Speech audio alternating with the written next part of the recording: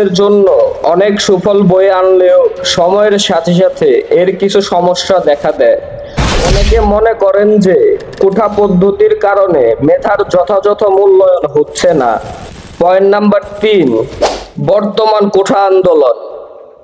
এখন আসা যাক বর্তমান কোঠা আন্দোলনের বিষয়ে।